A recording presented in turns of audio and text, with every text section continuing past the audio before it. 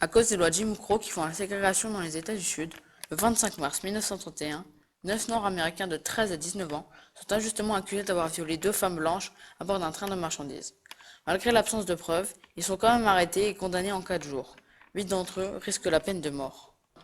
Cette histoire est devenue l'un des épisodes emblématiques de la lutte pour les droits civiques et l'égalité raciale aux États-Unis, grâce à l'intervention d'une organisation communiste, l'International Labor Defense, parvint à faire suspendre l'exécution puis obtint la tenue d'un procès en appel. La bataille juridique et politique dura 15 ans. Le dernier accusé fut libéré en 1946. Ce recueil de 118 linogravures offre un point de vue inédit sur la bataille juridique et politique pour leur défense, l'une des plus célèbres de toute l'histoire américaine.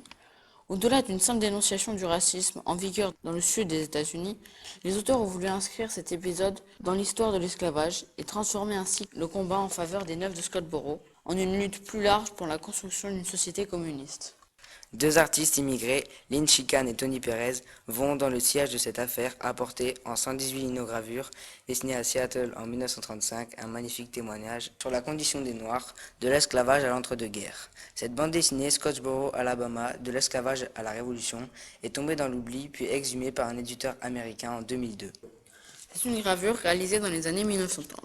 Sur cette gravure, qui fait partie de l'ouvrage, nous pouvons voir une femme qui dit « Lynch M. Burnham, Do It the American Way Station, USA », ce qui approximativement veut dire en français « lynchez-les, brûlez-les », en parlant des Noirs. Elle est représentée avec des lunettes, des bracelets et un drapeau des États-Unis dans les mains. On peut penser qu'elle tient un micro dans la main, car les artistes ont voulu représenter la haine des médias contre les accusés. Sur ce micro, on voit un signe nazi faisant penser au discours d'Hitler. On peut voir la représentation de la haine par le fait que cette personne crie et que les mots qu'elle emploie font partie du champ lexical qui est rattaché aux pratiques du Ku Klux Klan.